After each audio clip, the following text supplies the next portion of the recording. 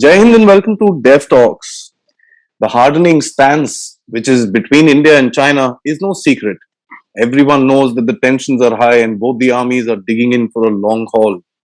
To discuss this entire thing, I have with me Lieutenant General Vinod Bhatia, PVSM, AVSM, SM, a former Director General Military Operations for the Indian Army and a renowned voice on India-China issues. Thank you so much, sir, for joining me today to discuss the stance between these two countries on the short note of war. Thank you, Aadi. Always a pleasure to be on your show and speak to your viewers. Thank you very much and Jai Hind. Thank you, sir. So, the Corps Commanders meeting happened recently. It has been the 13th round, which is quite a large number, as a matter of fact. The outcome of this particular meeting, in your opinion, was it expected? Looking at the Quad, looking at the AUKUS, looking at the visits that was taking place, the speech in the UNGA. Is it also a show of realization that that the Chinese now realize that the world know their true intentions? I think that we were expecting a bit too much from this meeting. We always in a hurry to resolve the issue. It doesn't happen that way. With China, it's a game of patience. You got to outthink them, outmaneuver them, outspace them, and you got to deal with them from a position of relative strength. So you got to understand that the five times are more than five times our comprehensive national power. That's a differential in the CNP. But we have done reasonably well. It has taken us 12 rounds to resolve two issues in Pengongso and Bogra. And there are a couple of pending issues of hot springs which are expected to be resolved in the 13th round of talks and thereafter. But the expectation was more from people like me who were not keyed into the government. It's not. All of us make a hype about a talk, but had every talk resolved the issue, then we would have gone beyond the fifth round of talks. Right. So I think we have to be patient and we have to let as long as we are talking is fine. But there was a difference this time, and the difference was that the earlier statements after the talks were mostly conciliatory. They were diplomatically correct. They were militarily correct. But this time, the statesmen coming out of the WTC and the Global Times, which is the official mouthpiece of the Communist Party, they are very condescending towards India's stance. India's stance has not changed. India's stance has been consistent for the last 1.5 years, and that is status quo ante as of April 2020. So nothing has changed in that. But however, I find the statements were condescending. And I think this also shows a sort of a frustration on the part of the Chinese for not getting their way. So we have to look at, it's an acknowledgement of the Indian resolve. I take it as an acknowledgement of the Indian resolve.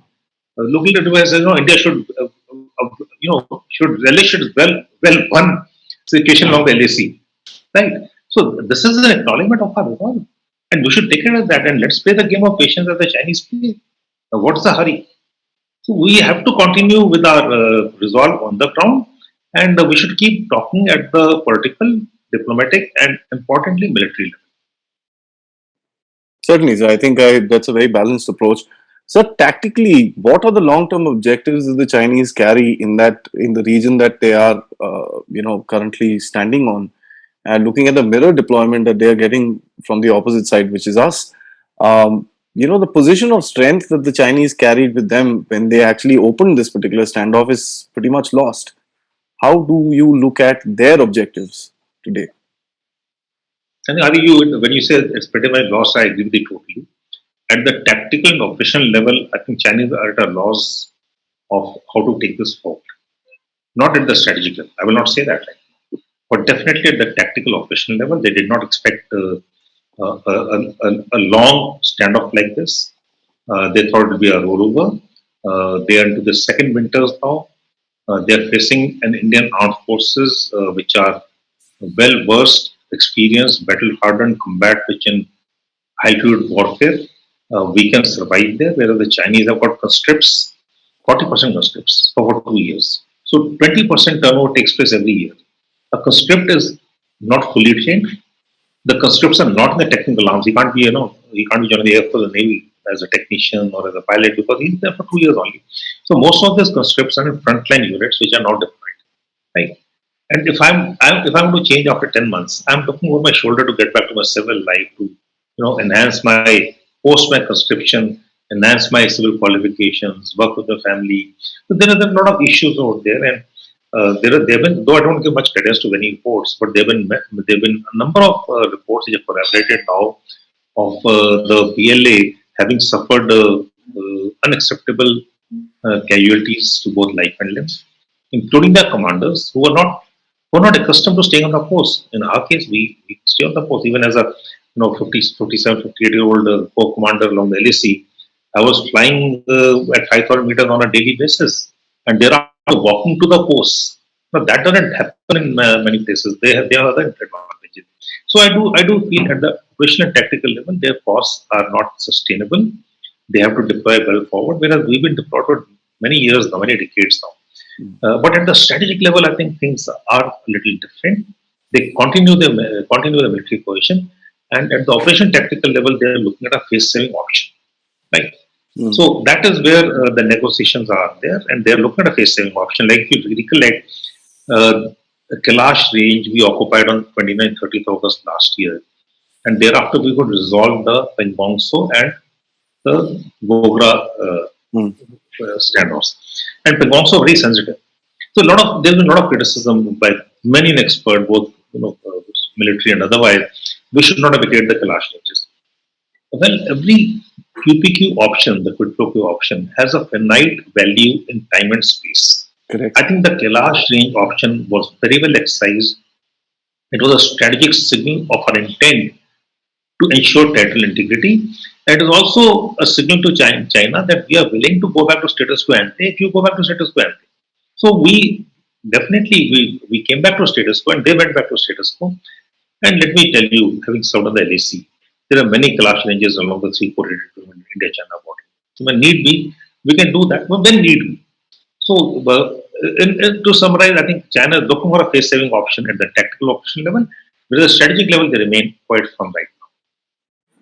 Interesting. And that is something that people fail to understand today because the time and space analogy that you've taken is absolutely bang on because sitting on Kailash ranges is not going to have them vacate Penghongso or vacate Depsang.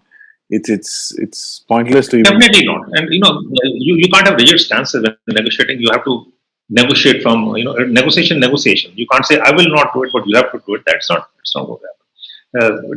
It does not happen in any negotiation for the matter. Correct, sir. So I'm going to drag in the Chinese internal issues into this discussion and ask you that the Chinese normally like to deviate their population's attention from various different issues happening inside by creating issues outside as well. Do you think what is happening within China has anything to do with this continuing standoff? Although it started probably for very different reasons, but the continuation of this standoff, does it have any connections within the CCP or the Chinese establishment? Yes, it would. It would definitely have some connections, and especially the continuation, as you said. I feel that there is reportedly a part tussle in the CCP.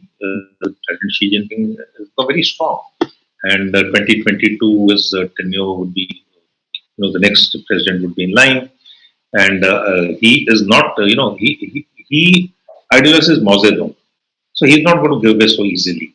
So the former vice president Cheng and the present vice president are also in the part tussle.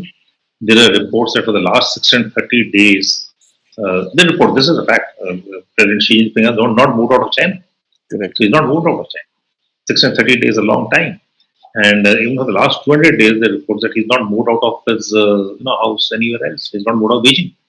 And he's not made a public appearance except for a visit to Tibet. And it is rumored, I say it with responsibility, it's rumored, that there was an assassination attempt on his life when he was writing. That is rumored. I don't know whether it's right or wrong. Today, it's very difficult to know what is the truth decay, and all fake news is part of daily life.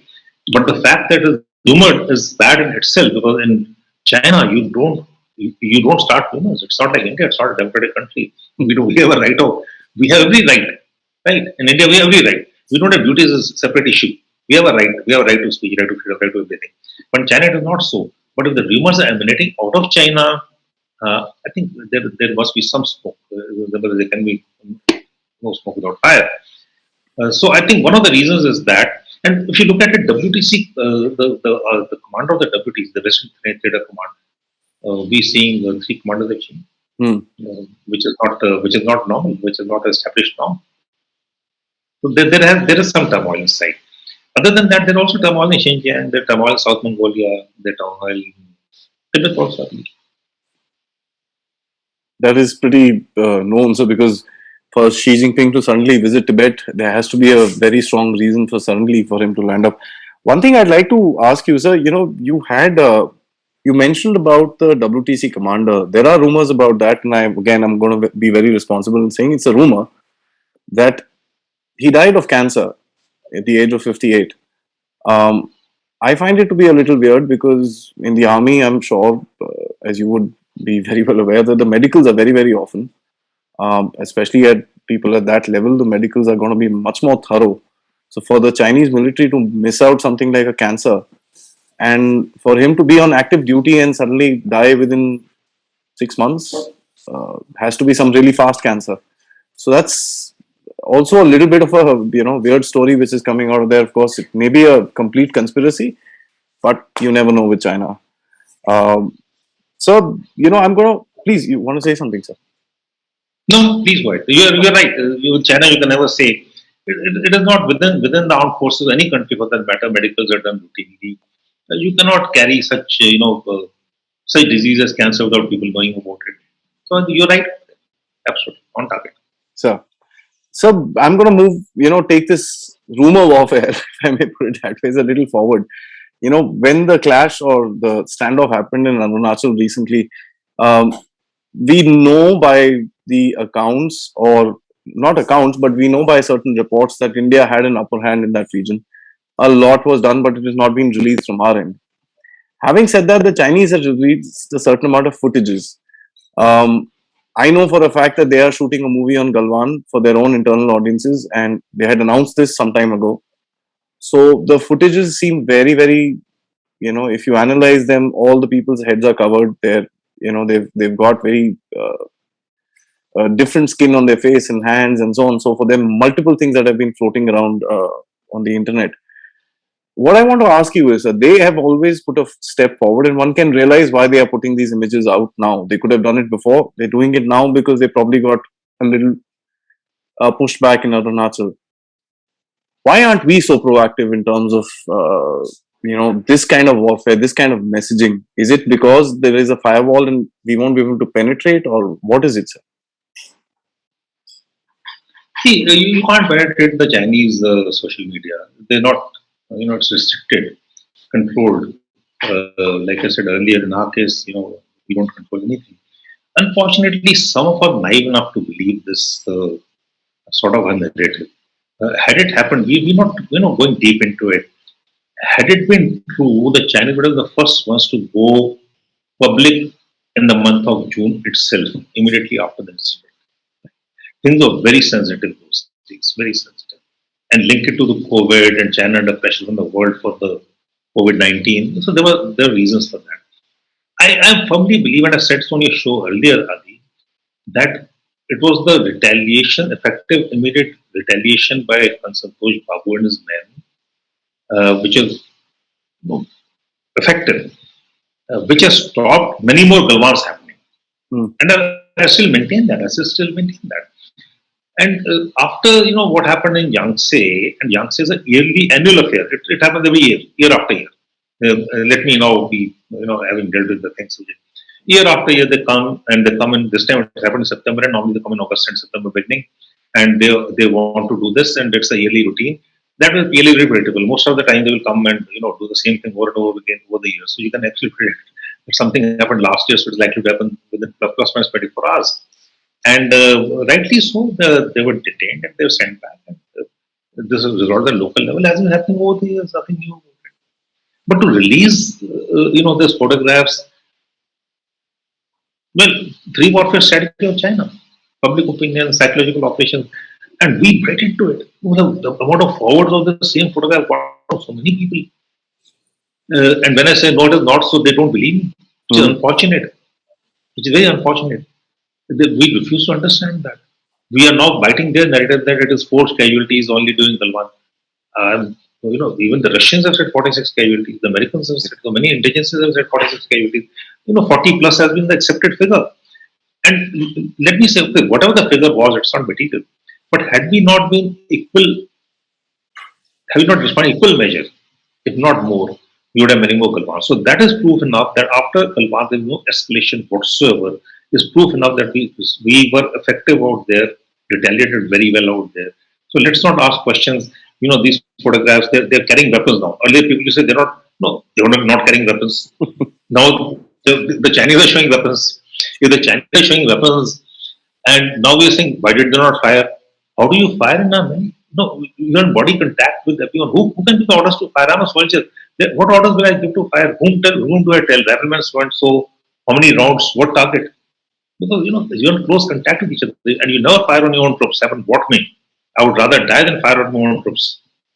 So these are things we need to understand. The China 3 warfare strategy is so simple, and it is a strategy they propagated. They have talked about it and they have practiced it, and we still don't. And we can't. We unfortunately, we do not have the wherewithal, and China does not permit anyone else to access their people. But our people should be wise enough, and through your channel, through to your viewers, and through your viewers should influence their friends to say that this is all propaganda. Right? So thank you for bringing up this question. Very important question. It's been troubling me for some time. Absolutely, sir. It is quite troubling, and especially when I've actually seen a video and I've shared it on my Twitter profile as well of these guys actually shooting this movie, and somebody's clicking a video of that. There are cameras and the tracks and everything set up there, lights and all that stuff. And when this so-called walk is happening, so these so-called prisoners that they have caught, there is another angle which is there and which is catching the entire movie being shot. And there's a lady director for this. The Chinese had announced this last year in September. The problem with our armchair strategists are that they don't read and they forget. It's very tactical in nature. The whole response on social media. Absolutely. So I think you're bang on, and I'm right, behind you on this particular subject. So Thank you for sharing that video. I've seen that video. Thank you for sharing it. It leaves no doubt in anyone's mind on the Chinese way of warfare. yes, And if we still don't believe our own selves, our own government, our own armed forces, our own armed people, then I think there's nothing that can be done. I don't think we need to be, we need to bother about these people too much. And there's some of them are my colleagues. Sorry. to each his own, sir. So strategically, we are gaining a lot of strength around the world, slow and steady. We've repositioned ourselves in terms of our Western front with regards Afghanistan, Pakistan, and the entire region. We were caught on. We were pushed aside. Now everybody wants to turn to India. Even with regards China, we see the entire maneuver of the Quad and as well as the AUKUS is focused to what India really wanted out of an alliance or a grouping or whatever you may like to call it. Um, you know, we may not have the tactical advantage today to push down the PLA, as you mentioned, the Kailash ranges, to clear them out from the Depsang area. You also mentioned that there are multiple Kailash ranges which are there in that area for us to kind of put pressure on the Chinese. May I ask you, sir? A lot many simple-minded people would ask, "Agar yaar hai hamare paas, why aren't we doing anything about it? Is it that we are also wanting to keep the Chinese there because it hurts them more than it hurts us?" See, we are a nation, peace loving nation. Actually, that is one part of it. Secondly, our philosophy has been very good with China. It is no blinking, no brinkmanship. We don't want to escalate. Chinese have not escalated also after the initial, post Kalma, they have not escalated. So we will, like 6.5 years it took for Sundrong-Chu in 1986 to get resolved. So these are, no one is actually affected out there. These are barren lands, and we will resolve it, and we'll make sure territorial integrity remains intact. But why should we hurry to resolve it? And militarily, neither can China nor can we Honestly, it's very difficult to. Why should you go to war? You know, we cannot say that okay, it will be a skirmish and we'll capitulate a skirmish. It can spiral out of control, and I'm sure Chinese won't want a war because China has more to lose in a war, and India has more to lose in a war. So wars are not an option. Wars are the last resort. In any case, like I said, we're negotiating. As long as negotiating, we're talking. The question of a force eviction doesn't arise. Uh, we're talking right now. It's not that after the 13th round we said there'll be no more talks and we'll see in the battlefield type. That's not the way things are being done. So I do feel that we should give military and the diplomacy a chance to get back to negotiations and resolve the issues rather than trying to evict. Why should we evict? In any case, so it's not easy. It's not easy. It's a spiral. We'll have to, like Prime Minister Vajpayee once said, after his famous dialogue of our Bharati Ladai. So someone asked him, "What about the war?" He said, "I can start a war tomorrow. I do not know how to finish the war." Hmm. So it is the end state of the war which we should be looking at, and not the start of the war. So that is my way of looking at things. And we have, with China, like I say, we need a 3D strategy: defend along the LAC, dominate the Indian Ocean because that's a strategic concern for China, and deter China's aggressiveness by bind to balance with nations who have congruent and convergence of interests. Right? Like you yourself covered, Quad is one of them, and we have multilateralism. We have with ASEAN countries and China also. Not that we don't have China also, but I also feel that China opened one too many fronts. One too many fronts. We talk of two front war, but look at China. It is in Taiwan is the most sensitive. South China Sea, East China Sea, Korea. It is showing its willingness towards Vietnam, Japan, Philippines, Indonesia, Malaysia. So it is not India alone. There are too many fronts it's opened up. And Afghanistan does change a few things. If China is going to get involved in Afghanistan, as per some reports, and the CP is going to get extended, the strategy corridor will come up, things are going to change. It's not looking too good. And Afghanistan is a different ballgame altogether. It's going to be interesting looking at the PLA soldiers if ever they actually enter into Afghanistan. So, I hope they do. absolutely, sir. I think India should put out a red carpet and free buffet catering for everybody that wants to come there. It's going to be an interesting geopolitical sight to see Chinese soldiers there. So one big thing that everybody talks about is now today, as you also mentioned, the Chinese have got way too many fronts. There seems to be a pattern to this madness now, whatever said and done. And most of the things that the Chinese do in terms of these actions are reactionary. Previously, everybody thought it was proactiveness on the Chinese part, but I today have started to feel that they are being reactionary to various things. They let themselves bottle up with various different actions which are taken against them, and one fine day the reaction just pops out. We are seeing this because India has stopped in a lot of economic, investment in from China. Our positioning in the Quad, the formation of the AUKUS, which they also very clearly know that India has a big hand in it. The Malabar exercises are happening. You're talking about Taiwan here. You're talking about Afghanistan there. You're kind of putting your finger into their eyes as well. And do you think this is more of a reactionary game from the Chinese rather than them actually coming up with these plans to try and put pressure on India? No, I'll disagree with you there. I think the Chinese have a long-term strategy, and they think long and they think deep. Let's continue them. We should understand. We don't understand China. Even I don't understand China. I'm not no expert on China. I wish I was. I'm a student of of studying China. I'm just a student. And when I say I'm a student, I'm also in class 4, 5. And there's much to know and much to read. My experience comes from my deployment along the LAC and having to deal with China along the LAC mainly, and having visited them, the military, and hosted them also.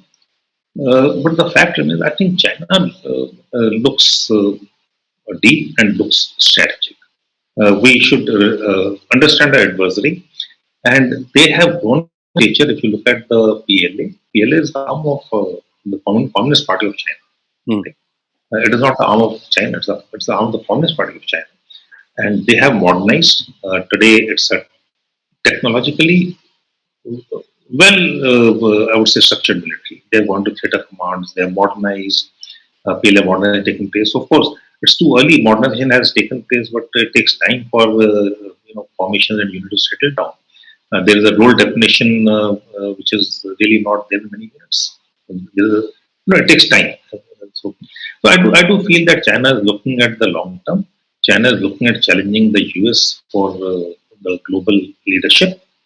It is not happy with the sole superpower of the US. It wants equal share, and it feels it has got the economic might, the military might, the technological might, the geostrategic locations. It wants a share of the world power, and the only one who can really stop them is the balancing power, which is India. So the military coalition of China, which is happening in India, has to be seen in the overall context, in the strategic context, not along the line of actual control, not along that that single road keep talking about the DPO show road, right? The book show the Euro road. I don't think that if that was so, we started the construction road construction in 2019 operationalized it. Yes. We did much earlier. So I feel strategic concerns lie in the Indian Ocean region. That's where his energy needs are met. So we have to look at China in the mid to long term and what it wants, and we hold them in the near term, and then in the near to mid term we deal with them and long. And we need to get capabilities. That's the problem. We have to keep getting capabilities, and we have to keep increasing the cost for China. Like you rightly said, they have increased the cost for China along LSE. Yes, we have increased the cost for China along LSE. We are paying the cost in any case. We are deployed for so many years. Now he is deployed, so he's feeling the pinch, he's feeling the cost.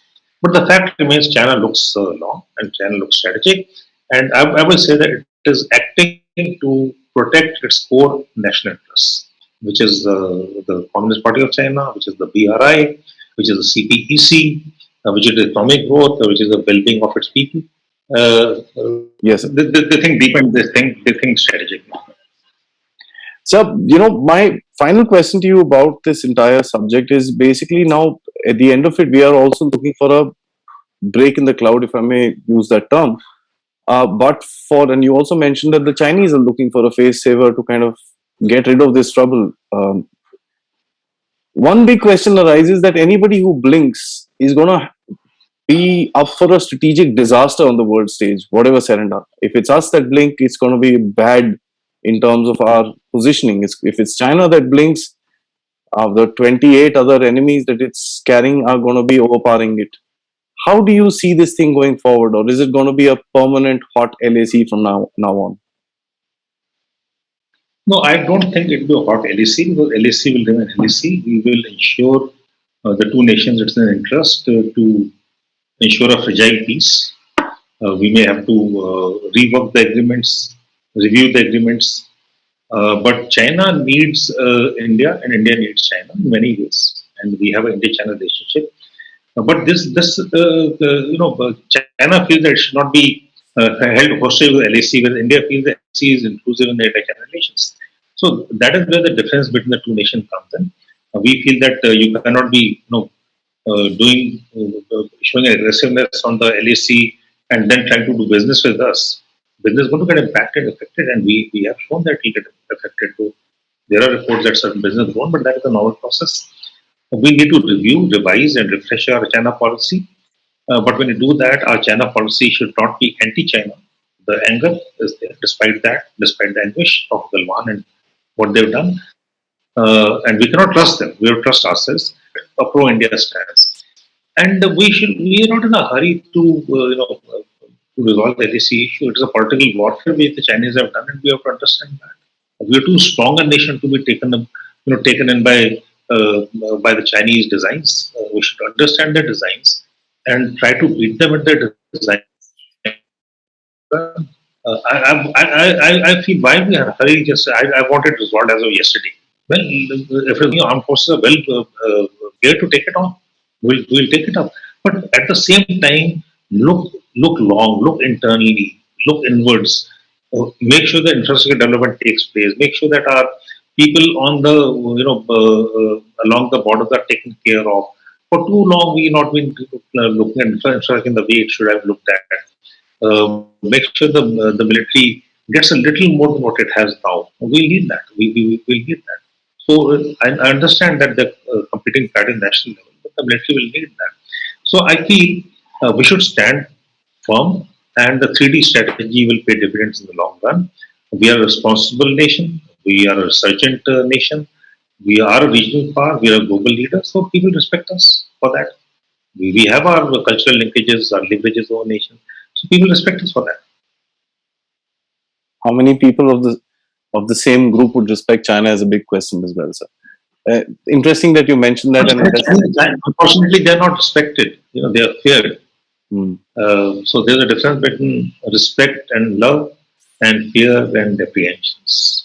that is a. I think that is a bottom line because China talks about its soft power, which I feel is down to the ground today in this time, especially after the virus. I think that was one of their biggest mistakes. Whatever said and done, maybe accidental or whatever it was, it's brought in the downfall of a superpower. Sir, thank you so much. This has been an eye opener of a discussion for one very important reason that you've brought out is why are we in a hurry to resolve the standoff? It may be hurting us, but it may also be the case that it's actually hurting. Actually, it's not may also be the case. I'd like to rephrase that.